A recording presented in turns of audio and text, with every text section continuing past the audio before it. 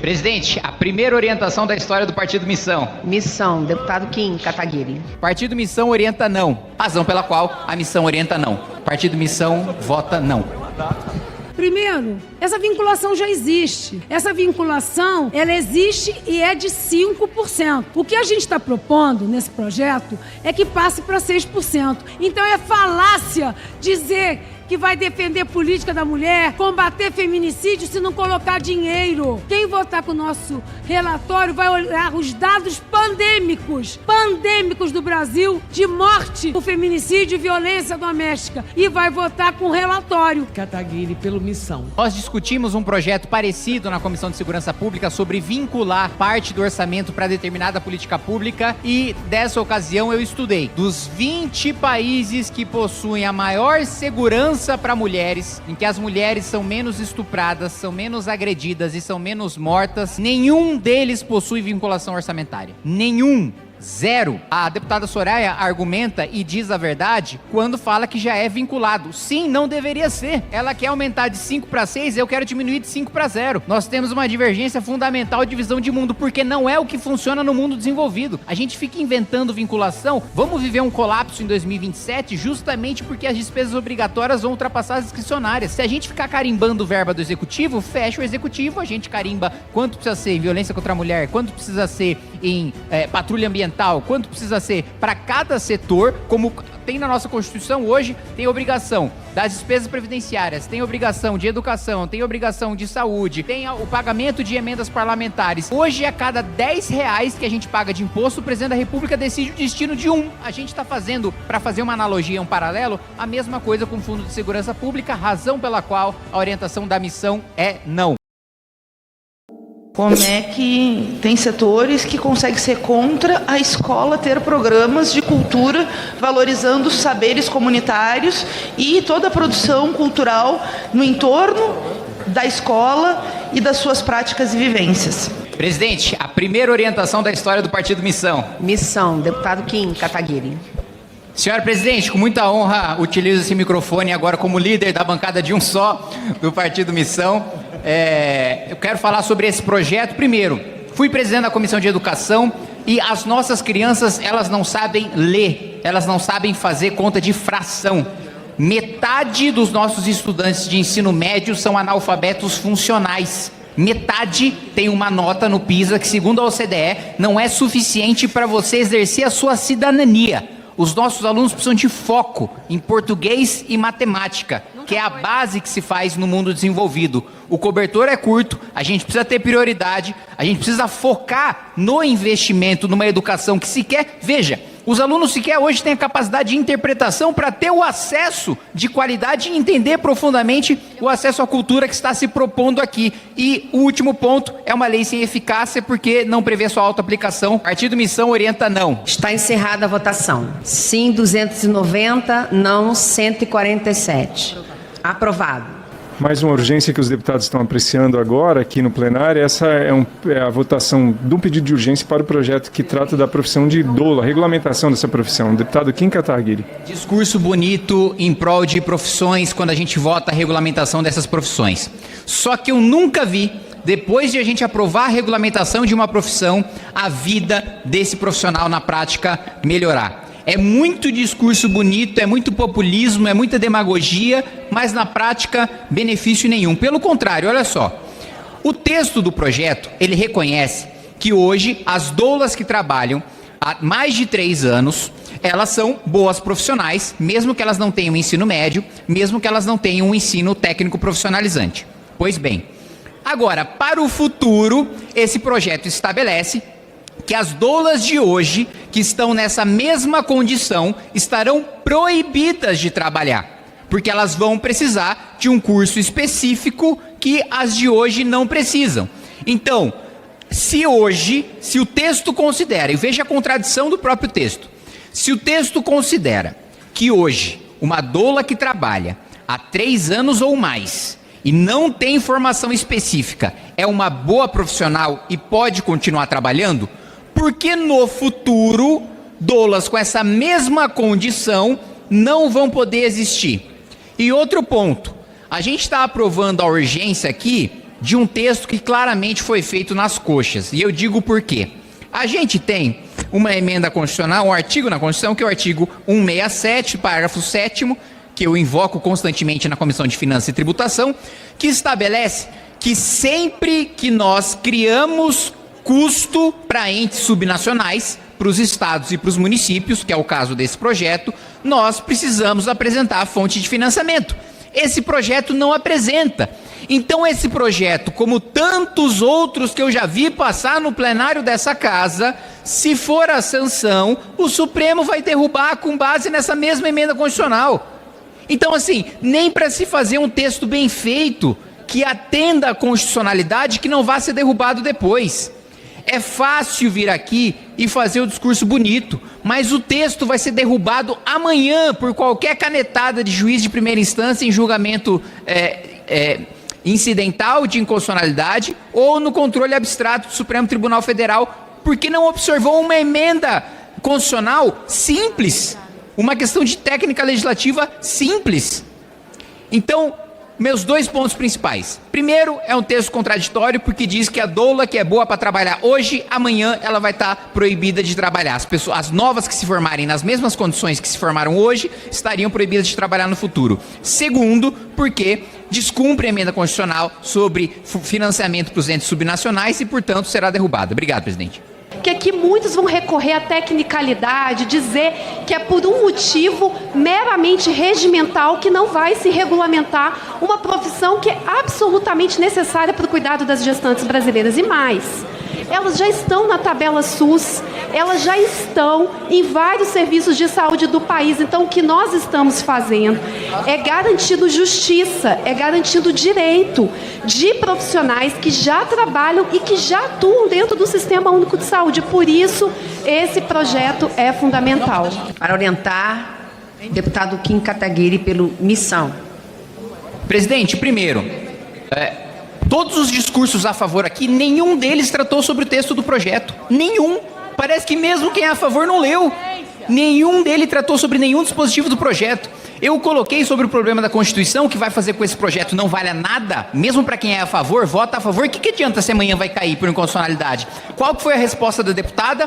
Por uma questão meramente regimental. Não é nem o regimento, é a Constituição. É inacreditável ter que ensinar isso para uma deputada, mas na democracia a forma importa.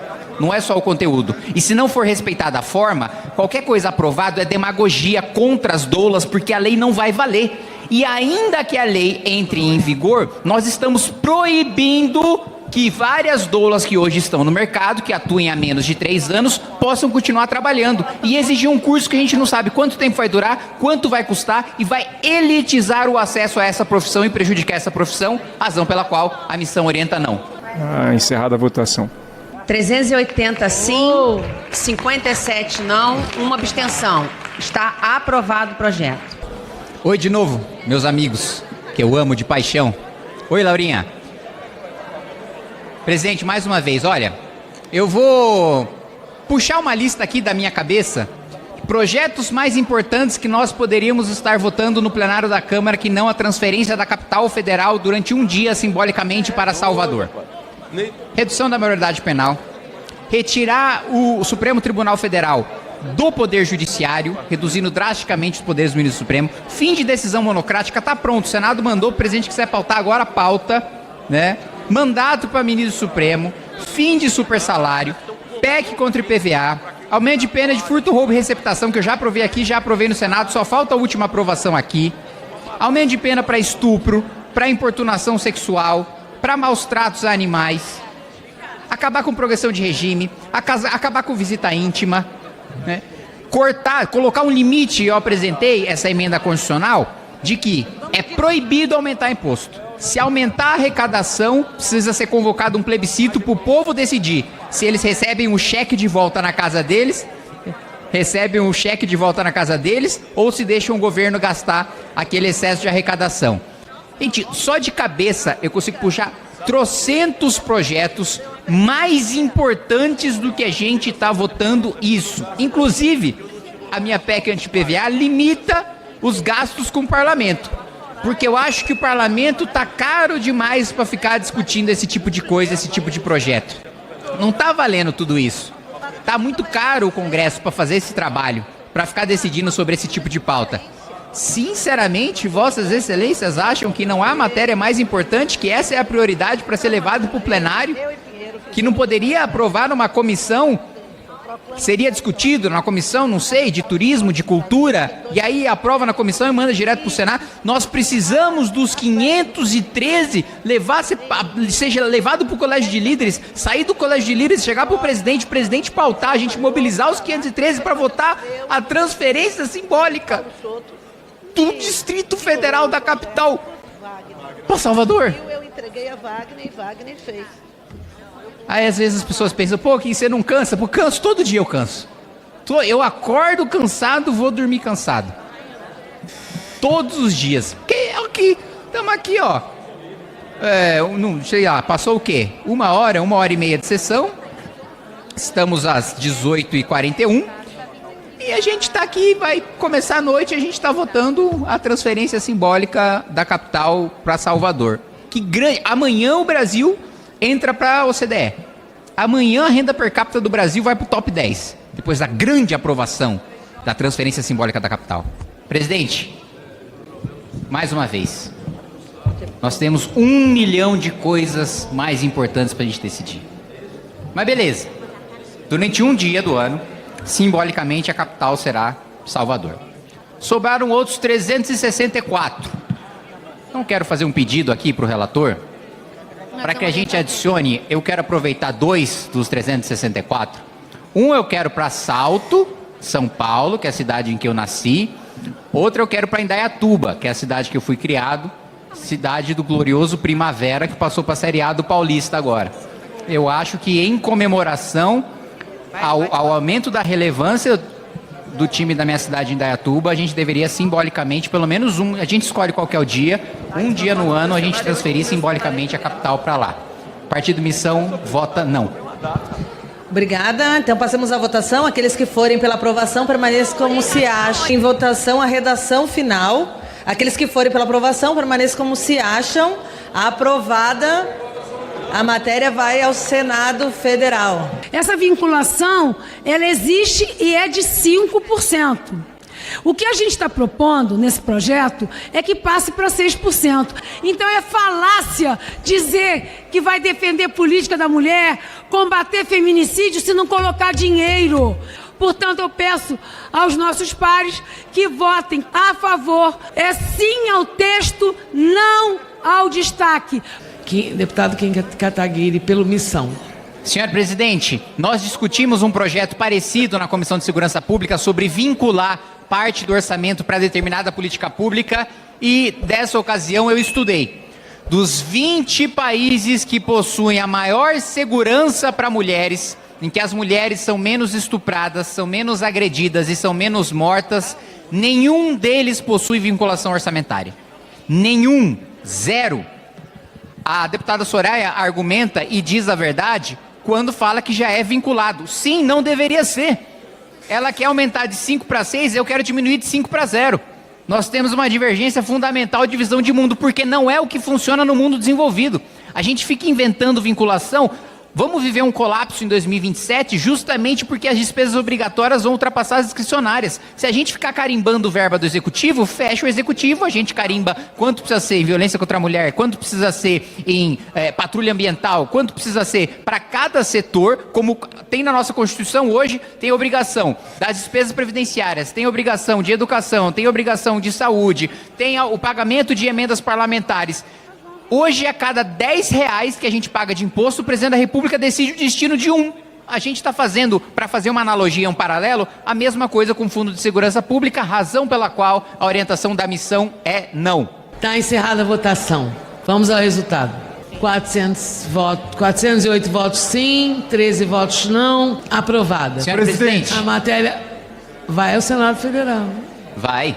Eu só quero fazer... Vamos registrar aqui o voto contrário. Não, eu quero pedir o tempo de representação da missão.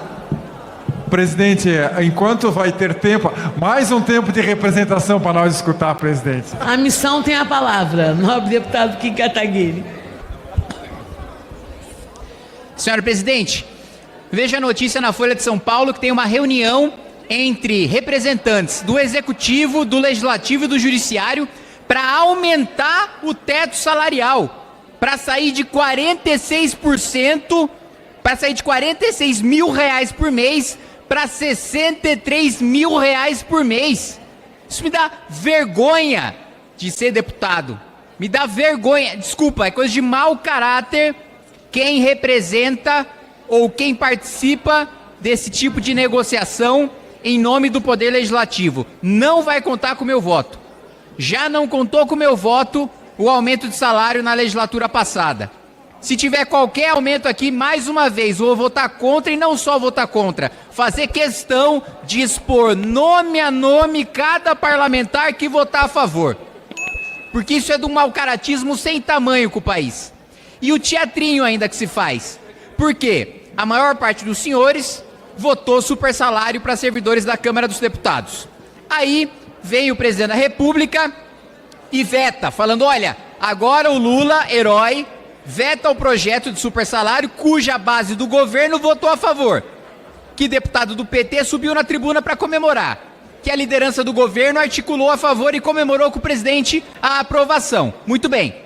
Vem o Lula e veta para sair de herói e manda o Dario, representante da Fazenda, para fazer parte de uma negociação sobre aumento de salário para deputado, senador, ministro do Supremo Tribunal Federal, procurador-geral da República, ministro de Estado e presidente da República. Aí vem o ministro Flávio Dino toma uma decisão dizendo que vai acabar com os super salários, mas só aqueles que não estão previstos em lei.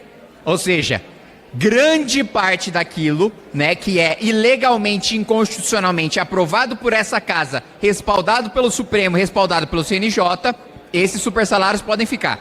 Mas pelo menos, super salário de decisão administrativa, o ministro Flávio Dino diz que quer acabar. Mas aí vai um representante do Poder Judiciário participar da negociação para subir o salário de 46 para 63. E aí, olha só, olha como o brasileiro é feito de otário, né?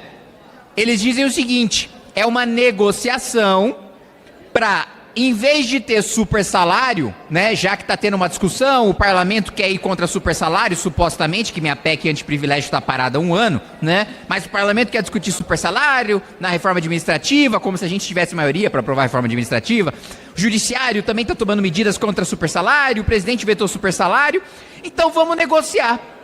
É muito simples para não ter super salário, é só aumentar o salário, que aí ele não vai mais ser super, que aí ele não vai mais ultrapassar o teto, pô. Que baita negociação. A gente não vai mais poder chamar de super salário, porque ele vai estar dentro do teto constitucional.